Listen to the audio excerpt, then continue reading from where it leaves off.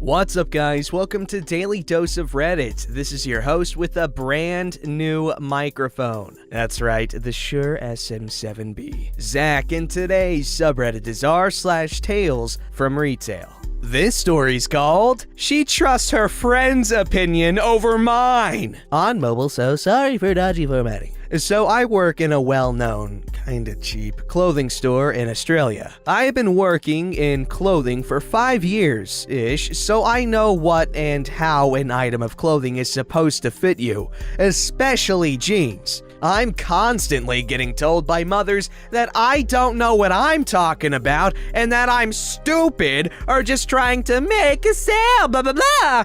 However, this story is not about them. This story is about a girl who lost weight and wasn't confident in her sizing choices or what suits her new body. Lost about 22 kilograms. Damn. So brought a friend along with her. Here's the cast. There's me. Duh. Nice girl, budgie friend. This girl went from about a size 18 to a 12, which is amazing. And her friend was about an 18 to 20, give or take. Now, I don't mean to toot my own horn, but I know my stuff when it comes to clothing to finding your perfect fit. Nice girl wanted a couple new pairs of jeans as she doesn't fit her old ones anymore. We have heaps of different styles: high-rise, mid-rise, 3-button, single buttons, with or without rip. Heaps. So I do my retail thing and ask the questions and narrow down to about 4 pairs for her to try on. I ask her size, and this is how the conversation went. What size are you? I think a 12. No worries, I'll grab you a 12 in these two, and She's more of a 16. Her fat ass doesn't fit into many things. Oh, okay, I'll take a 14. Are you sure? I think they'll be too big. She said she wants a 14. Ignoring her friend, I'll give you a 12 and a 14 in these, and once you've got one pair on, come out and show me. She comes out in 14, which is bunching behind the knees, and she's constantly having to readjust them and pull them up. Knowing they are the wrong size and hoping she will realize this, I say, how do you feel? I think they look great. Oh, really? I thought they were a little baggy.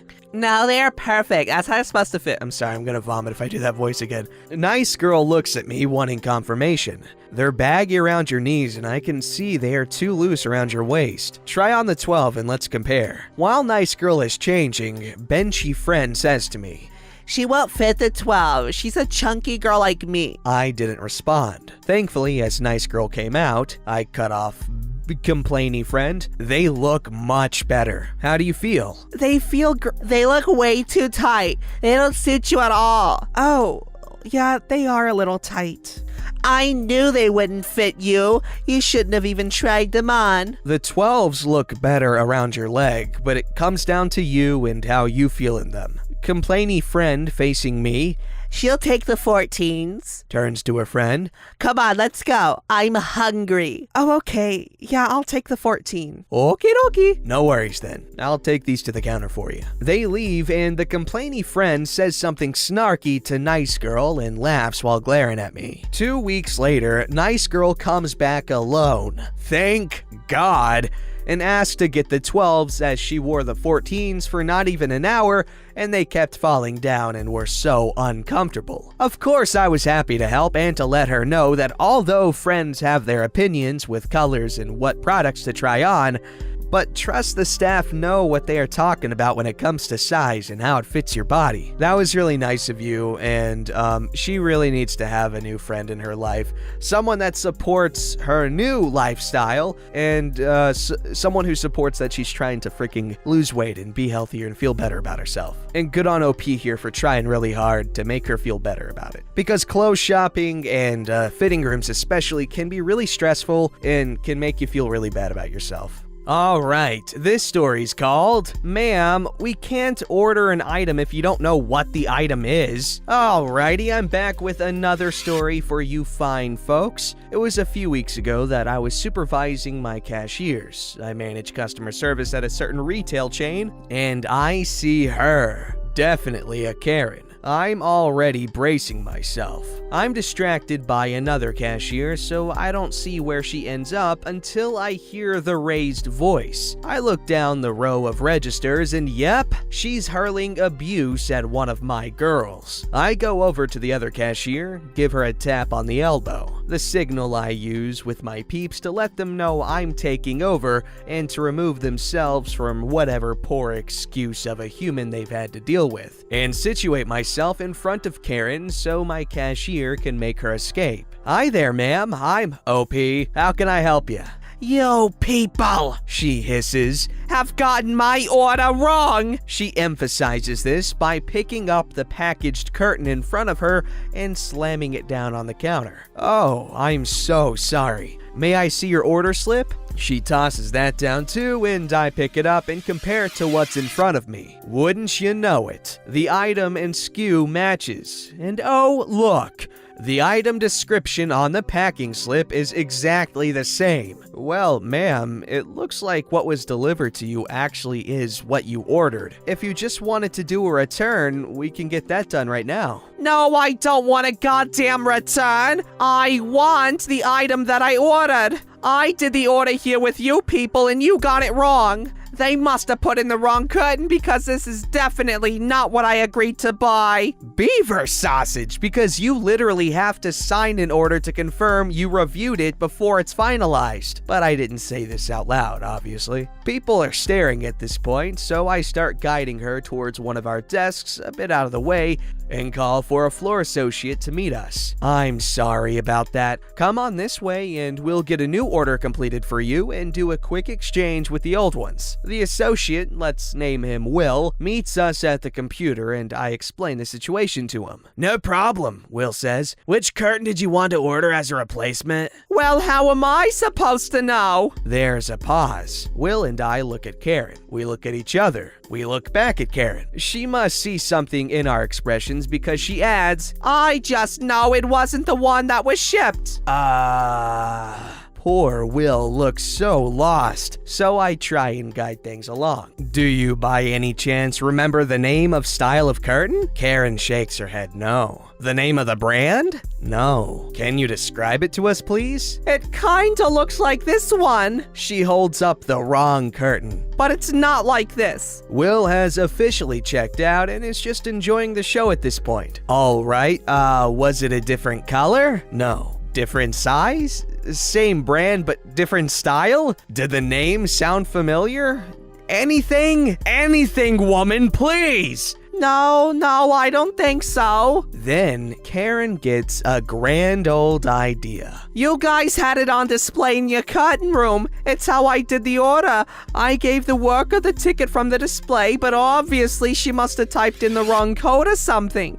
I'll go back there and get the ticket again. She walks off and leaves Will and me staring after her. Should I go help her? Will obviously wants the answer to be no. No, I can guarantee she'll be back in a minute. Just hang out in case we can convince her to still do an order. Lo and behold, Karen comes storming to the desk, spitting mad. As expected, the mysterious curtain that is like the one she ordered, but definitely not the one she ordered, has disappeared. Who'da thunk it? This is the first time you people have done this, Rants Karen. I will never shop here again. I always regret coming here. I can't believe this is how you treat customers.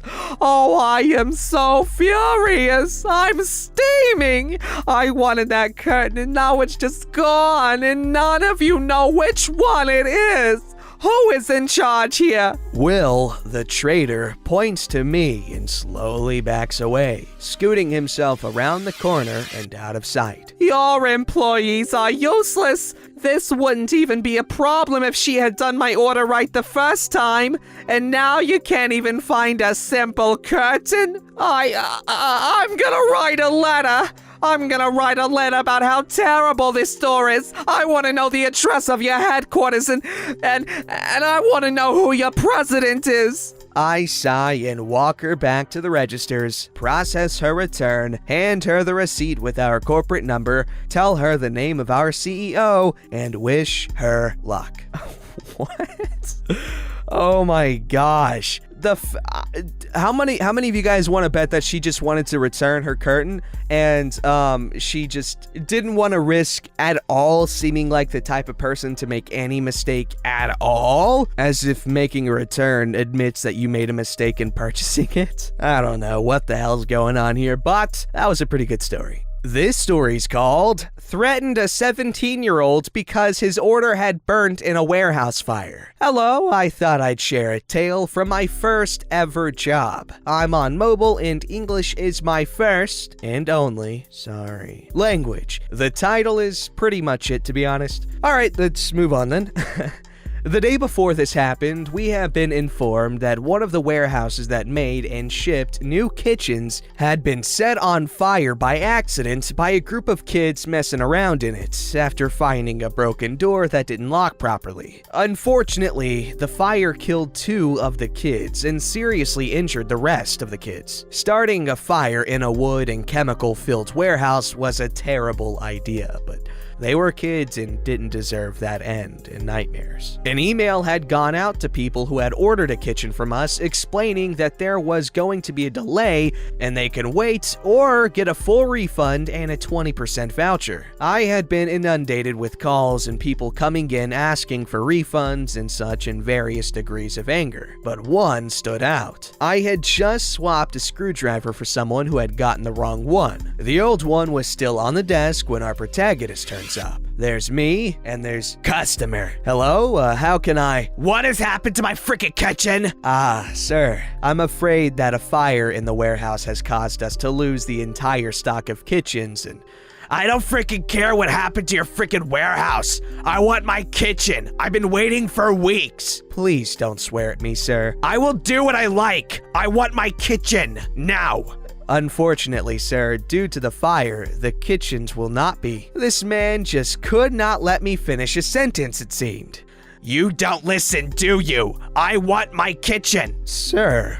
At this point, the customer hit his limit of sanity. He grabbed the screwdriver and started waving it at me. Luckily, the desk was quite high, at about chest height, and big enough to have 4 people work in the box without too much difficulty, so I was able to back away from the madman. He was shouting at me at this point, but I cannot tell you what he was shouting, as I was just watching the screwdriver trying not to get stabbed. What our irate customer didn't know was that this store had a security guard, Steve, who was short, muscular, permanently angry, and was a good friend of mine. From all the time he spent leaning on the desk pretending to work, Steve had been watching from the other end of the line of checkouts where he was stood next to the exit to the shop. At seeing the guy pick up the screwdriver, Steve started sprinting towards us and fully flying rugby tackled the customer around the middle and to the ground, slamming his head into the concrete floor. The customer dropped the weapon, and Steve dragged him out of the shop and sat on him till the police arrived. It was when the police watched the cameras that I could see the flying tackle in all its glory. Steve was very proud of that takedown.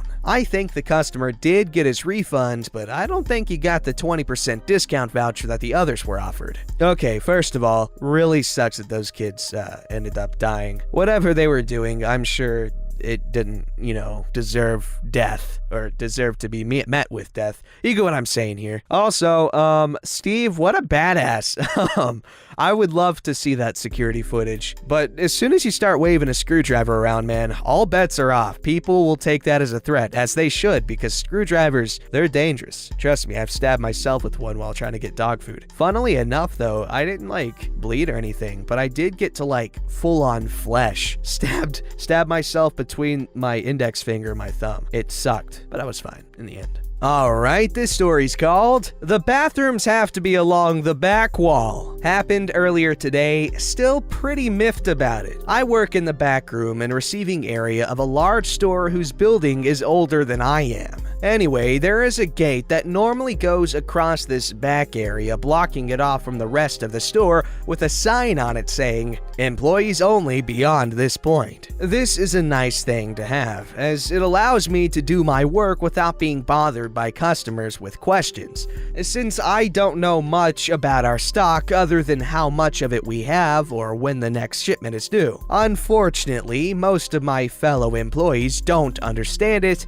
and constantly leave it open when they come through, usually to just throw away trash. I am pretty tired of having to shut it at least 5 times an hour and sometimes just let it stay open. Today, an older gentleman comes into the back while I am working and just stands there, huffing to himself. Normally, I try to help out lost customers the best I can, but this guy just marched himself back there into an area that is clearly different from the rest of the store and stood there, wrists on his hips and a pissed look in his eyes, so I pretend like I didn't see him and got back to work. Just my luck. He doesn't take the cue and walks right up to me and huffs in the most perturbed voice I have ever heard from a customer thus far. Hey, where are your bathrooms? I already having a bad day as we are slammed with freight and the night crew left half of their work laying about in my area. Look at him and answer. Other side of the store, sir. I just came from there. He huffs louder at me. And they almost certainly aren't there. Me still not caring enough to deal with him. I'm sorry, sir, but I know they are. They're between electronics and the outside retail doors. He crosses his arms and narrows his eyes at me. I didn't see them. I went up and down the back wall. It's not there. I sigh as I realize what's going on.